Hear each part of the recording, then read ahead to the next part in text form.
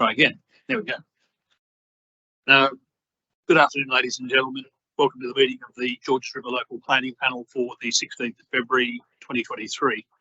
My name is Stephen Alchin and I'm the chair of this panel. The panel is streaming to you from the council offices in McMahon Street in Hurstville. The panel members who make up the panel today are, on my right, Julie Welch, an expert panel member. On my immediate left, Ian Armstrong, another expert panel member. And on the far left, Fiona Prodromou, who's the community representative on the panel. We're the panel who have been appointed by the Minister for Planning to determine specified development applications, including those that are on the agenda today, in accordance with the requirements of the Environmental Planning and Assessment Act. The panel acknowledges the traditional custodians of the land on which this meeting is being broadcast as that of the Bidjigal people of the Eora Nation. I'm required to advise you that under the provisions of the Environmental Planning and Assessment Act 1979, this meeting of the panel is being live streamed and will be made available on council website. In accordance with the revised meeting protocols, interested parties wishing to make representations to the panel were requested to register a summary of their interest. One registration was received and forwarded to the panel. The panel has reviewed the registration and advised the council officers they wish to hear oral submissions from the following person who will be called during the course of this meeting in the order of the items on the agenda. That person is Daniel Lombardi, who will be addressing the panel concerning item number LPP 001-23, a proposal for a boarding house at 50 Lily Street, Hurstville. The panel has received a completed assessment report from council staff for the development application. I should just note as an aside that a supplementary report dealing with waste matters has been published on the council's website. Copies of the supplementary report have been provided to the applicant's representative and to the four parties who made a submission on the application. The panel has this afternoon inspected the site and nearby locality for further information about the proposal. The panel will deal with each application in order as published on council's website, as there is only one item on the agenda this afternoon, that is for the 50 Lily Street, Hurstville. We will proceed into that shortly. As required by the Local Planning Code of Conduct, panel members are required to disclose any conflicts of interest in respect of any matter on the agenda for a panel meeting. Relevant forms as prescribed by the New South Wales Department of Planning and Environment have been completed and a table for council to be included in the online minutes of the meeting. No panel member has disclosed any conflict of interest in any matter that's on today's agenda. As we progress through the matters on the agenda, only those persons who have registered to speak will be able to address or make representations to the panel. Each person who has registered to speak is requested to limit their presentation to 3 minutes. I would ask those persons that are invited to speak to the panel via Teams, if any, that they may speak clearly and a volume that will project into the speakers to assist those viewing the live streaming so that they can hear clearly what is being said. So Mr. Lombardi will bring you down to here shortly. To manage the live streaming process, all speakers should leave their camera and microphones turned off to speak when their turn to speak is called. At this time, I should remind anyone that these persons make any defamatory, discriminatory or offensive use of offensive language that may result in the author being exposed to liability for which council and the panel take no responsibility. Once we've heard all of the submissions on a particular application, we will move on to the next application if that was the case. There aren't any this afternoon. The determination part of the application will be made in closed session, which is not live streamed or recorded. The panel's determination will be made available on council's website once confirmed by the panel, and this will occur usually within 2 to 3 days of the meeting. I'll now call the first item, which is the development application for a boarding house at 50 Lily Street in Hurstville. Mr. Lombardi, would you like to come forward and address the panel?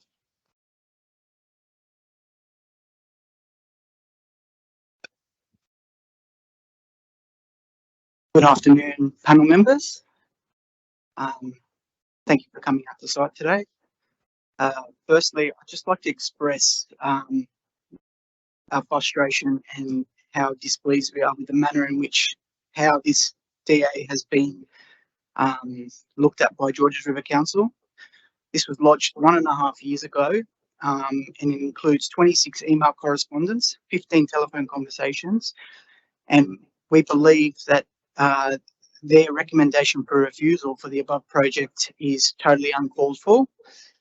I'd like to address basically the two concerns we believe that council have, one of them being accommodation room sizes not meeting the minimum standards and landscaping issues within the front setback.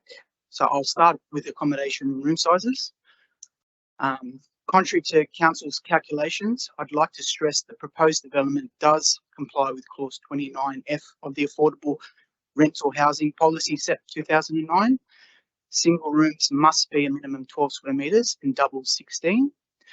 As evident on the room area calculation diagram plans, should you wish to view them, I'm happy to provide them, or which I could have provided to council during the additional information, clearly show that the minimum room sizes have been provided. And I note this includes the exclusions of bathroom spaces, plus kitchen spaces, and the 0.6 metre depth from the length of the kitchen bench as requested by Georges River Council. So I've got those documents in front of me. If you'd like to review them, they clearly show that it meets the SEP requirements from affordable housing point of view.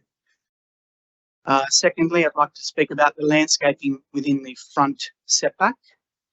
Now, there's no minimum requirement to comply with the landscaping within the DCP. Clause 29(2)(b) of the Affordable Rental Housing SEP overrides the DCP landscaping requirements. Clause 29(2) of the Affordable Rental Housing SEP prescribes that a consent authority must not refuse consent to development if the landscaping treatment of the front setback is compatible with the streetscape in which the building is located. I'd like to stress that the landscaping within the front setback will remain unchanged from the existing arrangements. No modification has been requested. Furthermore, the existing street trees will be retained, thus maintaining the established landscaping character within the eastern side of Lily Street. I also note that there is a 2.2 metre level difference from Lily Street to the existing landscaped area. This is also evident in 48 Lily Street and various other properties along Lily Street, which further reduces the visibility of the landscaping. When having regard to all of the above, as there are no changes whatsoever to the front setback or the building structure, the landscaping character is in keeping within the existing character. For this reason, we believe council should not be refusing the development application on the grounds of landscape area. Furthermore, there is evidence of non-existent landscaping within the street. Further examples include 32 Lily Street, 28 Lily Street, 18 Lily Street, 14 Lily Street, 43 Lily Street, 55 Lily Street, 63 Durham Street, all within the visual catchment of 50 Lily Street. The decreased provision of landscaping within the rear setback is acceptable and does not impact on the proposal's ability to comply with clause 29(2)(b) of the Affordable Rental Housing SEP, which refers to only the front setback. I would suggest that the client is happy to provide, should council agree, additional larger mature trees within the existing front landscape area, as well as larger planter boxes located along the existing front porch, should they be willing to put forward a recommendation for approval.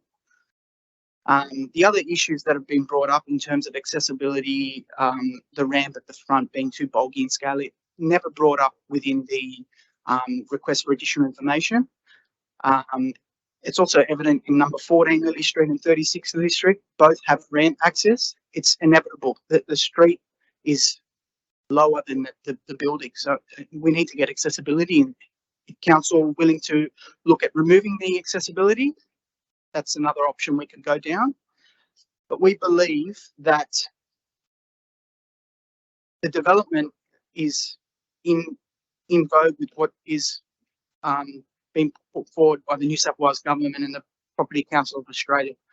We're screaming for affordable housing, and this is the perfect site. It's located within close proximity to Alloa and Carlton Station, and the fact that we're not modifying the development in terms of bulk or scale makes it a perfect site for a boarding house, we believe. Thank you. Thank you, Mr. Lombardi. Did you have anything that you were looking to table? Yeah, I've got those.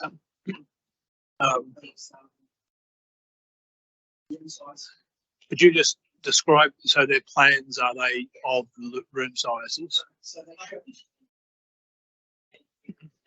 So they show room area calculations, individual room area calculations, and they actually exclude the kitchenettes, the circulation spaces within the kitchenettes, and the bathroom facilities, and they all comply.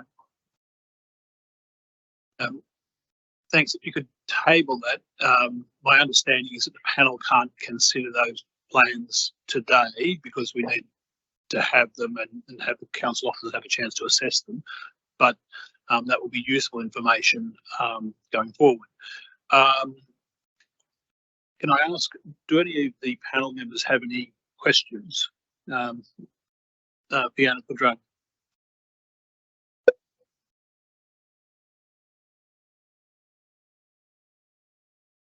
John? Okay, hi. I just had a question regarding the air conditioning units. They're not shown on the drawings, and I've read in the acoustic report, I don't think you've done any assessment of those. Can you give us an indication as to where you would likely put them? Because it is quite high.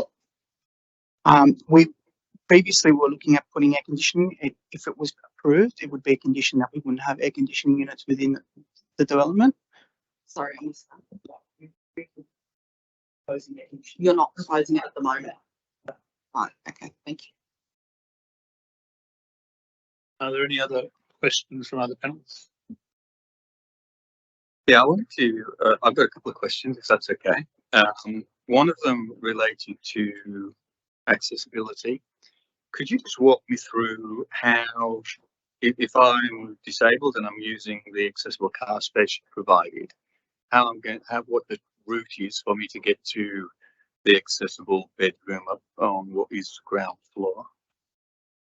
So from the car spot number 4, you would be walking along the existing driveway, along that path, up to the lift, which is the only thing that's being proposed to be built.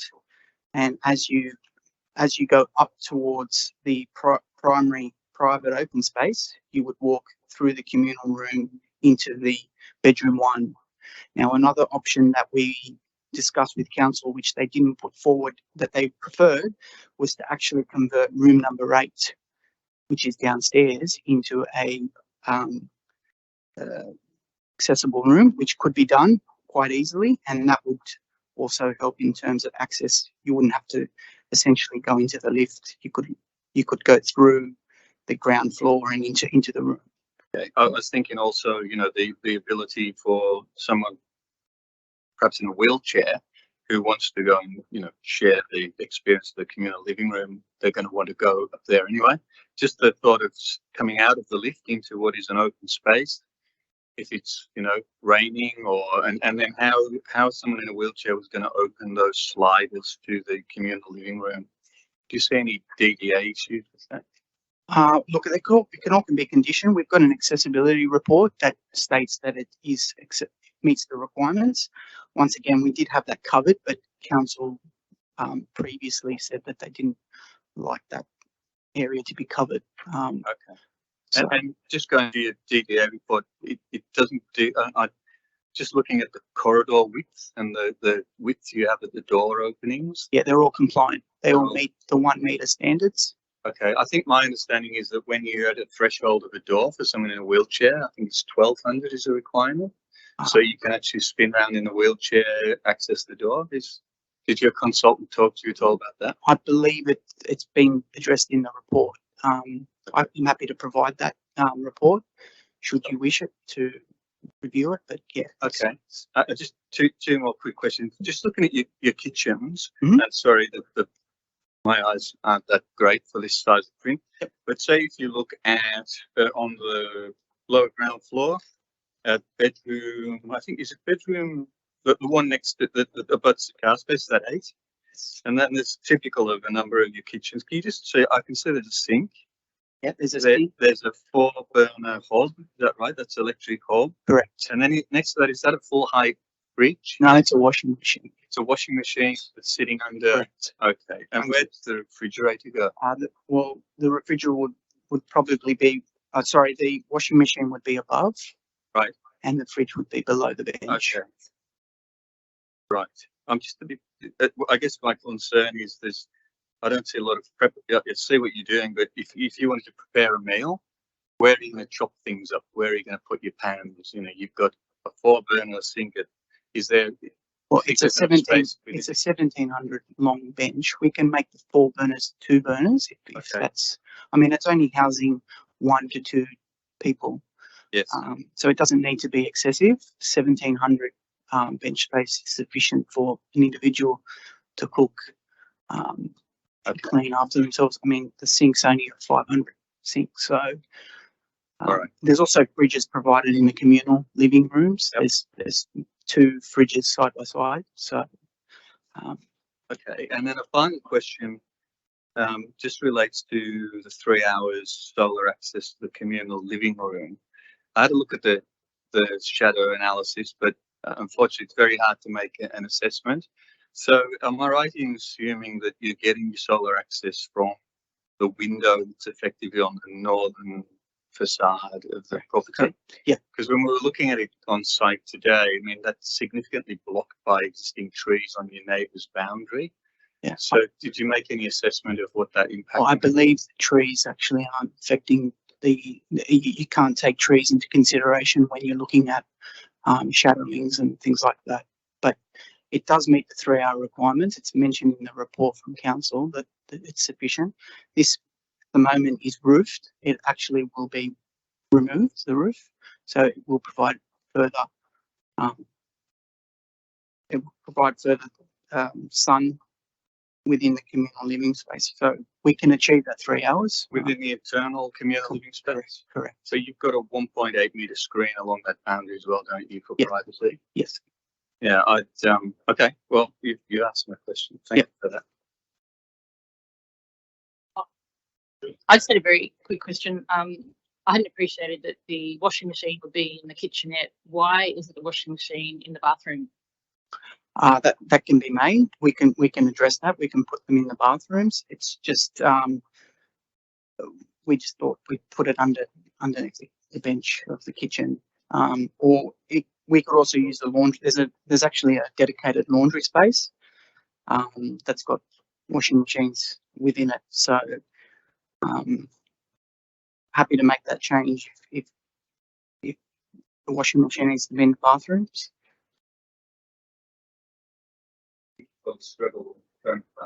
Yeah. But there is an independent laundry that's can be used as a communal laundry. It's on the lower ground floor. It's existing laundry. Can I just ask the question, another one? I did ask council to provide me with the originally approved plans from 1992. Now, did you base your drawings off these originally approved plans? No. Because there's some discrepancies between the approved drawings, the consent and the conditions in the way that this building is meant to be constructed and the amount of landscaping that's actually meant to be provided on site, and the extent of the existing porch as it's depicted on your drawings. Yeah, no, I haven't got those drawings. 1992 was a long time ago. I don't have those. I don't have a copy of them. So this is basically. You might want to. Yeah. Correct. It's basically we're looking at a change of use. The building is not changing whatsoever. We're not modifying it in terms of externally. We're not making it any bigger. All the windows are existing, barring one, and the primary private open space is existing. It's elevated. It's existingly elevated. All the rear is mostly hard concrete, and we're just basically retrofitting an existing 6-bedroom house, really. Can I just say that it's really difficult for myself, I'm not going to speak on behalf of anyone else, to do it, to, I guess, it's difficult for us when we couldn't get access internally. Yeah, I'm happy to provide that as long as we get some kind of, direction as a positive. Well, no, it's part of the panel's role to do a site inspection. On the side of the Yeah, spectrum. I wasn't aware that we needed access. I'm happy to. It's part of council's role also Yeah. to under the Environmental Planning and Assessment Act, to be given access, and for the purposes of their assessment, to, I guess, understand the layout and the drawings, Yeah. and make sure that that's consistent with what is actually there. Like I said, I'm happy to provide access. I wasn't told by council. I only got told about these additional waste management issues 1 hour before this meeting. So, That's not like I said, get it's- access to compare what's actually physically there to what's proposed. The panel the council have to discharge their responsibilities. They take that seriously. That involves viewing the site, being able to understand the detail of the site. So not being able for the council officers, and now today the panel not to have access to the site, is a concern for us, I have to say. Yeah. So I have one question that did come from the site selection this afternoon. On the what would it be? I think the northwestern side of the property, closest to Durham Street, you've got the stairs that come up from the bottom. It wasn't clear to us how those stairs would then, someone using the stairs would then get through the ramp or past the ramp area and out. they would be permanently gated. You wouldn't be able to use those. You're talking about the stairs up towards the adjoining property. Yeah, that would be gated from down below, so you couldn't actually access it. Right. Are there any fire safety issues in doing that? Well, no, you've got the other set of stairs that you can access from the other side. There's 2 sets of stairs. So the other side of the property's got another set of stairs, which could be used as a fire exit. I say, Should they need to. okay. Thank you for that. It's okay. If there are no other questions from any of the panel members, thanks, Mr. Lombardi, for coming in this afternoon. If you could provide us with copies of that material and any other statement, that would be great. That's thank you. Thank you.